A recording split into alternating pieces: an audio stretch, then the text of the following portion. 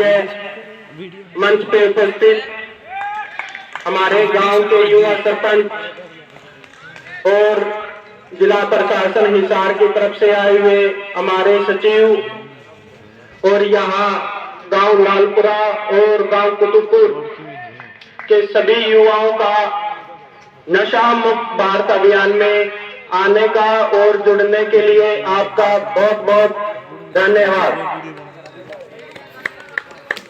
और सबसे पहले यहाँ पे जो कमेटी के द्वारा खेल प्रतियोगिता का आयोजन किया गया है उसका मैं दिल से धन्यवाद करता हूँ, क्योंकि आजकल आप सभी युवा देखते भी हैं कि दशहरा हो चाहे दिवाली हो कोई भी त्योहार हो, उस पर अलग अलग युवा टोली बना के पार्टी करते हैं, दारू पीते हैं, नशा करते हैं।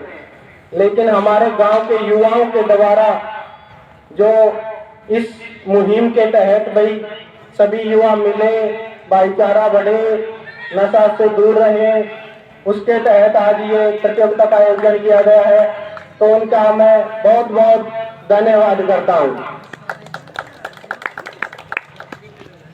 साथियों,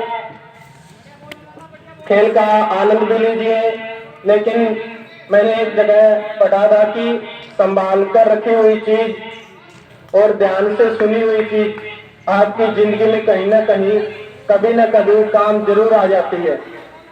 तो आज जो सबसे बड़ी समस्या, सामाजिक समस्या बनती आ रही है वो है नशा, जो कि छोटा से लेकर बड़ा तक, यानी कि बच्चों से लेकर युवा अवस्था और बड़ों तक बहुत गहरा प्रभाव पड़ रहा है। आप आए दिन न्यूज़पेपर में पढ़ते हो कि नशा के कारण उसने किसी का कत्ल कर दिया, किसी के साथ छेड़खानी कर दिया, किसी के साथ कुछ कर दिया। और आप लोग देखते भी हो कि जिसके घर में कोई नशा करता है तो उसके घर की हालात कैसी हो जाती है। वो किसी से छिपी हुई नहीं, और वो सभी आपको पता है कि उनके परिवार के क्या हालात हो जाती है। तो उन सामाजिक समस्याओं को खत्म करने के लिए आज ये कार्यक्रम का आयोजन किया गया है। साथियों, आजकल हमारे गांव के अंदर सबसे बड़ा प्रचलन जो बढ़ता आ रहा है वो है हुक्के का।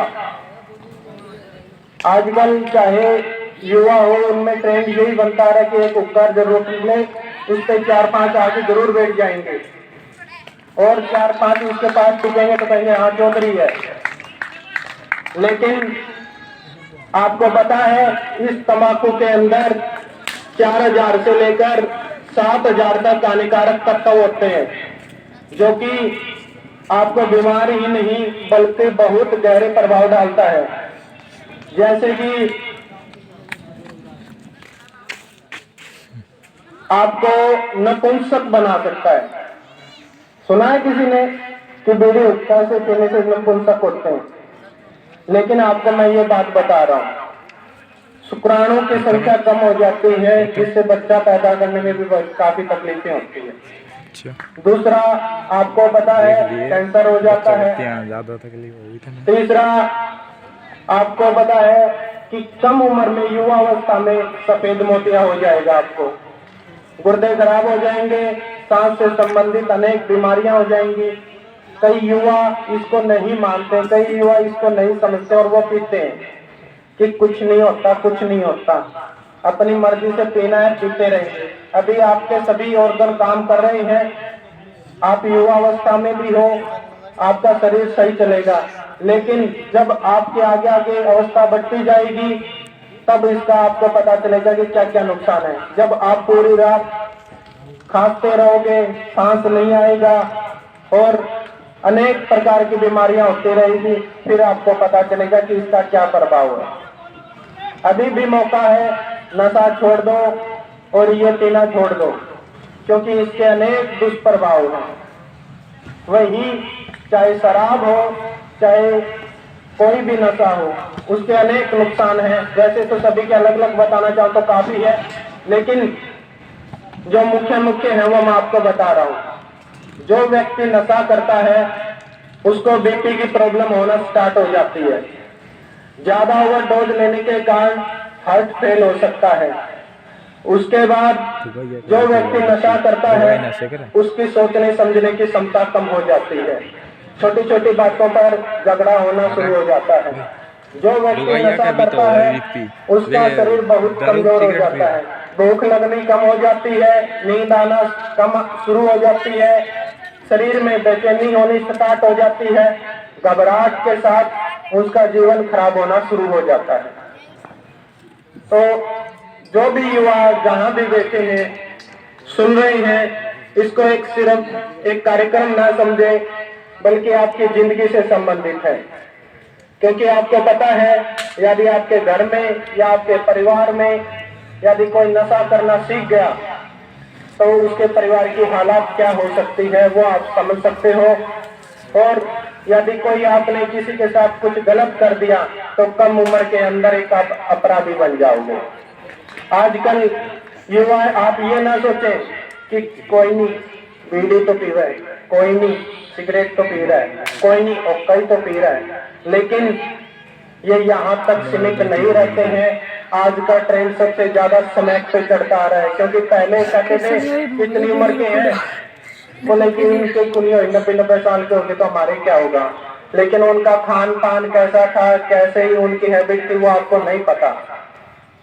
लेकिन आपने देखा भी होगा आपके बुजुर्ग जब बीमार होते थे तो उनके कमरे के अंदर कोई आता भी नहीं था, क्योंकि उसके अंदर इतनी स्मेल, इतने मलगम, इतना कुछ होता था, पूरी पूरी रात खांसते रहते थे।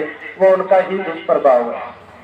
फिर भी आजकल युवाओं के पास स्मैक वगैरह पहुंच जाती है, उसके बाद वो इंजेक्शन लगाना शुरू कर देते हैं, जिससे ओवरडोज के कारण उनकी मौत भी हो जाती है।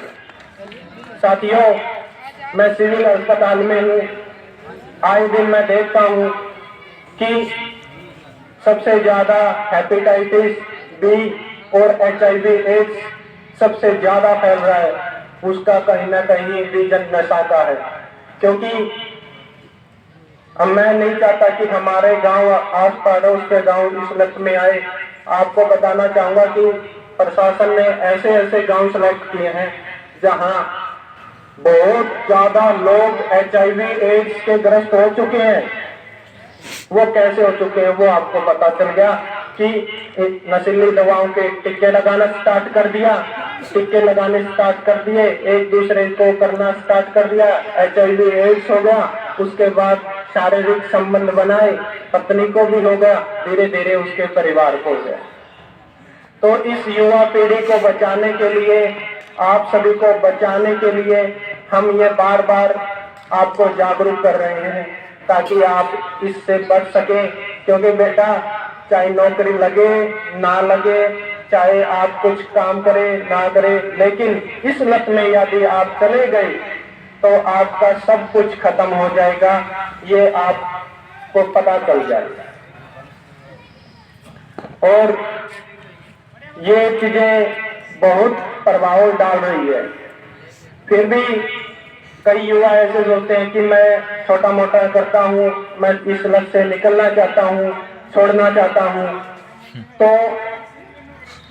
वैसे तो नशा मुक्ति के अंदर काफी खुले हुए हैं, लेकिन सिविल अस्पताल हिसार में यह नशा मुक्ति के अंदर खुला हुआ है, जहां आपका 1 रुपया नहीं लगता।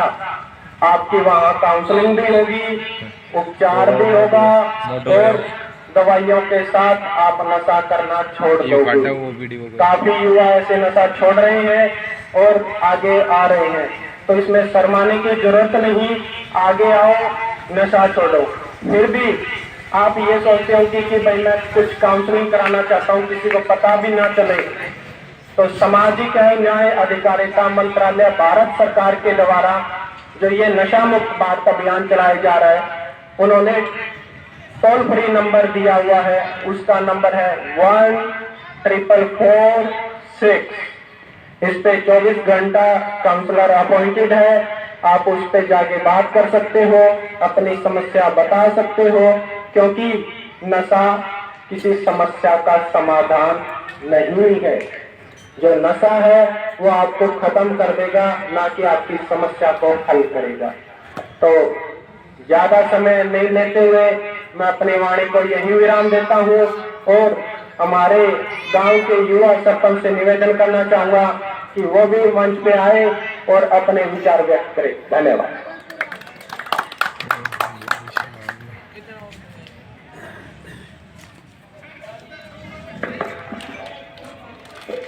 पहले तो जितने भी